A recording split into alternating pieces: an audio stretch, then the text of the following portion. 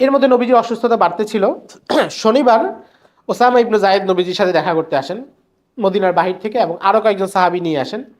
তারা নবীজির সাথে দেখা করেন এবং বেশ কিছুক্ষণ কথাবার্তা বলেন। নবীজি তাদের সাথে সময় দিয়েছেন এবং এরপরে তিনি মসজিদে এসেছেন।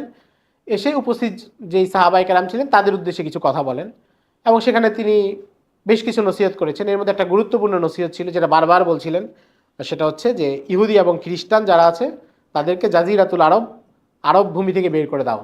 নবীজি বলছেন যে লা ইয়াজতামিউ দীনান ফি জাজিরাতিল আরব, আরব ভূখণ্ডে, আরব আরব আরব জাজিরাতুল আরবের যে ভূমি, সেখানে একাধিক দিন থাকার কোনো সুযোগ নেই, শুধু মুসলমানরা থাকবে, তাদেরকে বের করে দাও। এরপরে বলেছেন আখরিজুল ইয়াহুদা ওয়ান নাসারা মিন জাজিরাতিল আরব, আরব ভূমি থেকে ইহুদি নাসারা তাদের সবাইকে বের করে দাও। এবং এটা পরে ওমর রাদিয়াল্লাহু তাআলা আনহু বাস্তবায়ন করেছেন। কিন্তু এখন কি অবস্থা আমরা তো জানি, দুঃখজনক সত্য যেটা। তো এই নসিহত করেছেন। তারপর ওসামা ইবনে জায়েদকে সেনাপতি করা হয়েছে, এটা নিয়ে কারো কারো একটু মৃদু আপত্তি ছিল। নবীজি সেটারও জবাব দিয়েছেন, বলছেন যে ওসামা এই কাজের যোগ্য। এর আগে তার বাবাকে যখন সেনাপতি করা হয়েছিল তখনও তোমাদের একটু খটকা ছিল, এখন তার ব্যাপারেও তোমাদের খটকা আছে, কিন্তু এটা মেনে নাও, সে তোমাদের জন্য এই কাজের যোগ্য। এবং তার বাবা আমার প্রিয় ছিল, সেও আমার অত্যন্ত প্রিয়। মানে তার বয়স কম হতে পারে, কিন্তু রোমান সাম্রাজ্যের বিরুদ্ধে মোকাবেলা করার জন্য সে যোগ্য। এটা বলে নবীজি সাল্লাল্লাহু আলাইহি সাল্লাম তাদের জবাব দিয়েছেন। এরপর নামাজের গুরুত্বের কথা বলেছেন। মসজিদে কবরের উপরে মসজিদ নির্মাণ করা, গম্বুজ নির্মাণ করা, এটাকেও নিষেধ করেছেন। চিন্তা করুন, এগুলো হচ্ছে নবীজি সাল্লাল্লাহু আলাইহি সাল্লামের একেবারে শেষ সময়ের ওসিয়ত। তার মানে এটা কত গুরুত্বপূর্ণ। এবং নবীজি তখন বলছেন যে আমি আমার উম্মতের উপর এটা আশঙ্কা করি না যে তারা মূর্তি পূজা শুরু করবে, বরং আমি আশা করি তারা সূক্ষ্মভাবে এইসব কাজে লিপ্ত হবে। মূর্তি পূজা করবে, কারো মূর্তি বানায় সরাসরি পূজা করবে এমন না, কিন্তু কবরকে সিজদার জায়গা বানাবে, কবরের উপর গম্বুজ নির্মাণ করবে, এটাকে তখন নবীজি নিষেধ করেছেন। অর্থাৎ শেষ সময়ের যে নসিহত। এবং এরপরে নবীজি প্রকাশ্যে এত বড় মানে এই ধরনের বক্তব্য আর দেননি। এটা শনিবারের ঘটনা, নবীজি ইন্তেকাল করেন সোমবারে। এবং নবীজি এটা বলার পরে বারবার নামাজের কথা বলেছেন, আসসালাত আসসালাত বলেছেন, ওমা মালাকাতা ইমানুকুম, তোমাদের দাসদের ব্যাপারে, তোমাদের কৃতদাস ব্যাপারে, গোলাম যারা আছে তাদের ব্যাপারে তোমরা হক রক্ষা করো, তাদের উপর কোনো কঠোরতা করো না, এই নির্দেশনাটাও দিয়েছেন। তার মানে বোঝা যায় যে এই জায়গাগুলো বেশি লঙ্ঘিত হবে। এবং এই জন্যই নবী যেটা বারবার বলেছেন, মানুষ তার অধীনস্থদের ব্যাপারে সঠিকভাবে ইনসাফ করতে পারবে না, তার প্রাপ্য তাকে বুঝিয়ে দিতে পারবে না। এই জন্য নবীজি ওই সময়ও এই কথাগুলো বারবার বলেছেন। রবিবার দিন নবীজি সাল্লাল্লাহু আলাইহি সাল্লামের শরীর কিছুটা তুলনামূলক সুস্থ ছিল এবং তিনি তখন উম্মুল মুমিনিন আয়েশা রাদিয়াল্লাহু তাআলা আনহার যে ঘর, সেখানে অবস্থান করছিলেন। অন্য বিবিদের কাছ থেকে অনুমতি নিয়ে এখানে চলে এসেছিলেন এবং তিনি সেখানে থাকতেন। নামাজের সময় প্রায় সময় হুজরার পর্দা খুলে সাহাবীদেরকে নবীজি দেখতেন। একবার এমন হয়েছে, নবীজিকে দেখে সাহাবায়ে কেরাম নামাজ ভাঙতে যাচ্ছিলেন, তারা টের পেলেন যে নবীজি তাদের দিকে তাকিয়ে আছেন। তো তারা চিন্তা করলেন নামাজ ভাঙবেন বা নবীজি সীমামতি করবেন। নবীজি ইশারা দিলেন যে না, তোমরা নামাজ চালিয়ে যাও। তো এই দৃশ্যটা নবীজি বেশ কয়েকবার দেখেছেন, যে আবু বকর রাদিয়াল্লাহু তাআলা আনহু নামাজ পড়াচ্ছেন, পেছনে সাহাবায়ে কেরাম নামাজ পড়ছেন। এই দৃশ্য নবীজি বেশ কয়েকবার দেখেছেন। রবিবারে যেটা হচ্ছে 11ই রবিউল আউয়াল, নবীজির শরীর কিছুটা সুস্থ হয়ে যায় এবং তখন আলী রাদিয়াল্লাহু তাআলা আনহু নবীজির সাথে দেখা করতে আসেন। দেখা করতে এসে তিনি দেখলেন নবীজি কিছুটা সুস্থ এবং কথাবার্তা বলছেন। পরে তিনি ঘর থেকে বের হলেন। উপস্থিত যে সাহাবায়ে কেরাম ছিলেন তারা তাকে জিজ্ঞাসা করলেন যে নবীজির শরীরের অবস্থা কি। তিনি বললেন যে নবীজি আলহামদুলিল্লাহ আগের চাইতে অনেক ভালো আছেন। এরপরে আবু বকর রাদিয়াল্লাহু তাআলা আনহু ছিলেন, তিনি ওই কথা শুনলেন। ওনার একজন স্ত্রী ছিলেন যাকে তিনি মদিনায় আসার পরে বিয়ে করেছেন, মদিনা থেকে একটু দূরে থাকতেন। তো তিনি ওই স্ত্রীর সাথে দেখা করতে চলে গিয়েছেন, যেহেতু নবীজি একটু সুস্থ হয়েছেন, এই জন্য তিনি ওখানে চলে গিয়েছেন। রবিবার দিন মোটামুটি এভাবেই চলে যায়। আচ্ছা, পেছনে একটা ঘটনা বলা হয় নাই, এটা হচ্ছে শুক্রবার অথবা শনিবারে এক সময় শনিবারেই নবীজি যখন বক্তব্য খুতবা দিচ্ছিলেন, তখন তিনি বলছিলেন যে আল্লাহ তার এক গোলামকে এখতিয়ার দিয়েছেন যে সে চাইলে আরও জীবিত থাকতে পারবে অথবা আল্লাহর কাছে ফিরে যেতে পারবে। তো সে আল্লাহর কাছে ফিরে যাওয়াকেই বেছে নিয়েছে। তো এটা শুনে আবু বকর রাদিয়াল্লাহু তাআলা আনহু খুব কান্না করছিলেন। তো উপস্থিত যারা নতুন মুসলমান হয়েছে, নতুন সাহাবী, তাদের কেউ কেউ বিরক্ত হচ্ছিলেন। এবং সিরাতের কিতাবের শব্দ হচ্ছে যে কেউ কেউ বলছিলেন যে এই বয়স্ক মানুষটা এমন করে কেন। কারণ আবু বকর রাদিয়াল্লাহু তাআলা বয়স তো নবীজির কাছাকাছি ছিল, যে বয়স্ক মানুষ এমন কাঁদছে কেন, আমরা তো নবীজির কথা শুনছি, কথার মাঝখানে উনি কান্না করছে। পরে আবু বকর রাদিয়াল্লাহু তাআলাকে জিজ্ঞাসা করা হলো, তিনি বললেন যে আসলে নবীজি ছাড়া আর কাকে আল্লাহ এমন এখতিয়ার দিবেন। তোমরা তো নবীজির কথা শুনছো, কিন্তু আমি তো বুঝতে পারছি যে এটা নবীজি সাল্লাল্লাহু আলাইহি সাল্লাম নিজের ব্যাপারেই বলছেন যে তিনি, তাকেই আল্লাহ রাব্বুল আলামিন এই এখতিয়ার দিয়েছেন।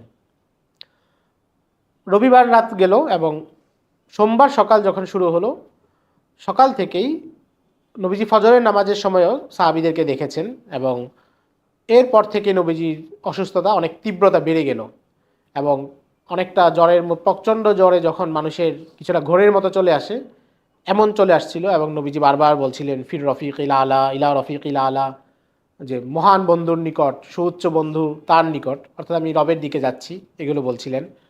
এবং বারবার তাকে পানি দেওয়া হচ্ছিল, মাথায় পানি ধুয়ে দিচ্ছিলেন। আয়েশা রাদিয়াল্লাহু তাআলা আনহা ছিলেন, তিনি বারবার নবীজির মাথায় পানি ঢেলে দিচ্ছিলেন, কিন্তু অসুস্থতা কিছুতেই কমছিল না। এবং কমছিল না দেখেই তাড়াতাড়ি দ্রুত আবু বকর রাদিয়াল্লাহু তাআলা আনহুকে খবর পাঠানো হয়, এবং অন্য যারা ছিলেন তাদের কাছে খবরটা পৌঁছে যায়। তো যেহেতু নবীজি যে ঘরে থাকতেন, আয়েশা রাদিয়াল্লাহু তাআলা আনহার ঘর, এটা খুবই ছোট ছিল, একসাথে সবার প্রবেশের সুযোগ ছিল না। তারা বাইরে মদিনায় অবস্থান করছিলেন, এবং সবার মনে হচ্ছিল যে কোনো একটা সংবাদ পাওয়া যেতে পারে। নবীজির সুস্থতার অপেক্ষায় সবাই বাইরের সময় অপেক্ষা করছিলেন।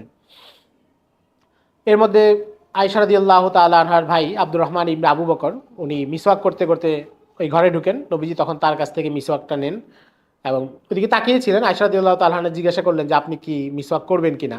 তিনি বললেন যে হ্যাঁ করবো। তো আয়েশা রাদিয়াল্লাহু তাআলা আনহা নিজের মুখে চাবিয়ে মিসওয়াকটা নবীজি হাতে দিলেন। তো নবীজি হাত তখন কাঁপছিল। এরপর তিনি কিছুক্ষণ মিসওয়াক করলেন, এবং তখনও বারবার বলছিলেন আসসালাত আসসালাত, যে নামাজকে তোমরা রক্ষা করো, নামাজের কথা বারবার বলছিলেন। এবং ওই সময় থেকে নবীজি যখন দুপুর গড়ালো, তখন থেকে নবীজির ব্যথা এবং কষ্ট কিছুটা বাড়া শুরু করলো, এবং নবীজি বলছিলেন লা ইলাহা ইল্লাল্লাহ ইন্নালিল মাউতি সাকারাত আল্লাহুম্মা আইন্নি আলা সাকারাতিল মাউত, যে আল্লাহ ছাড়া আর কোনো ইলাহ নাই, এবং অবশ্যই মৃত্যুর যন্ত্রণা সত্য, এবং হে আল্লাহ আপনি আমাকে মৃত্যু যন্ত্রণায় সাহায্য করুন। এটা রাসূল আকরাম সাল্লাল্লাহু আলাইহি সাল্লাম বলছেন। তখন ফাতেমা রাদিয়াল্লাহু তাআলা আনহা আসলেন, এবং তিনি তার বাবাকে এই কষ্টে দেখলেন। অত্যন্ত কষ্টে, খুবই ব্যথিত হয়ে তিনি বললেন যে আমার বাবার কত কষ্ট হচ্ছে। তখন নবীজি বললেন,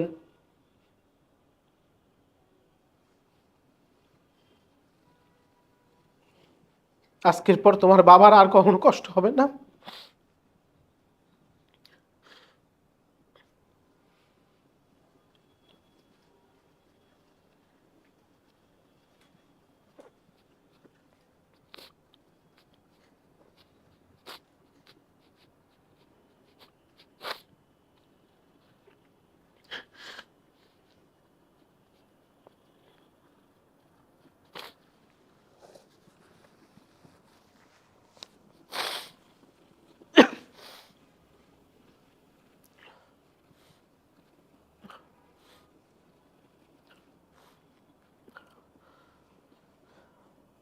নবীজি তখনও বারবার বলছিলেন ফির রফিকিল আলা, ফির রফিকিল আলা, সে মহান বন্ধুর দিকে যাচ্ছি।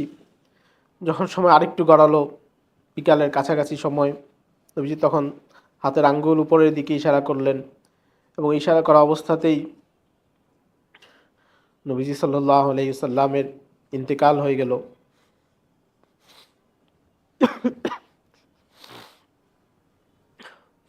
উম্মুল মুমিনিন সহ যারা উপস্থিত ছিলেন,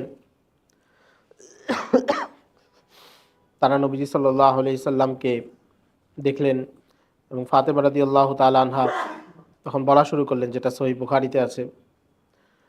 তিনি কান্না করছিলেন এবং বলছিলেন যে আমার বাবা চলে গেছেন, এই দুঃখ আমি কাকে শোনাবো, এই দুঃখ আমি এখন জিবরাইলকেই শোনাচ্ছি।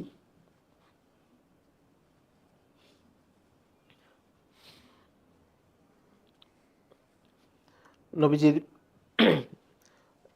অসুস্থতার খবর শুনেই তো আবু বকর রাদিয়াল্লাহু তাআলা আনহু মদিনার বাহির থেকে রওনা হয়েছিলেন। তিনি যখন মদিনায় আসলেন, ততক্ষণে সন্ধ্যার কাছাকাছি সময় হয়ে গেছে, এবং নবীজি এর কিছুক্ষণ আগে ইন্তেকাল করেছেন। আবু বকর রাদিয়াল্লাহু তাআলা আনহু এসে সরাসরি কক্ষে প্রবেশ করলেন, এবং নবীজি সেখানে শুয়েছিলেন।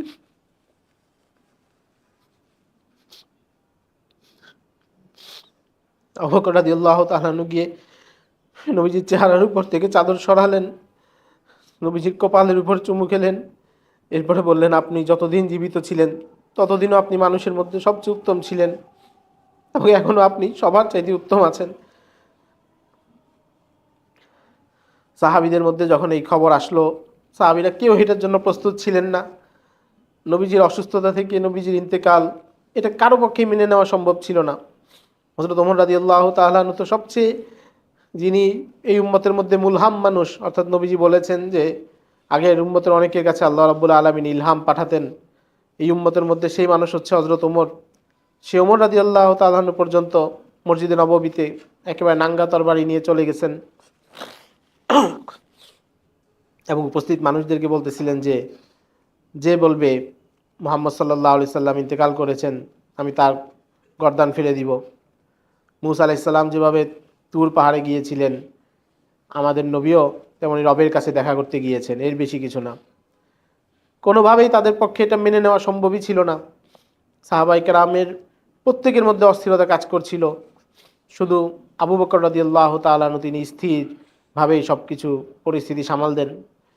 পরের ঘটনাগুলো আপনারা জানেন। তিনি এসে ওমর রাদিয়াল্লাহু তাআলা আনহুকে বলেন যে মুহাম্মদ সাল্লাল্লাহু আলাইহি সাল্লাম শুধু আল্লাহর একজন রাসূল ছিলেন, এবং তিনি এরপর সবাইকে বুঝিয়ে শান্ত করেন। এবং ওমর রাদিয়াল্লাহু তাআলা আনহু তার কথা শুনে তখন তিনি নিজেও শান্ত হন। এবং এরপরে যে সাহাবীরা ছিলেন তারাও একে একে বুঝতে পারেন। ওসামা ইবনে যায়েদের কাফেলা তারাও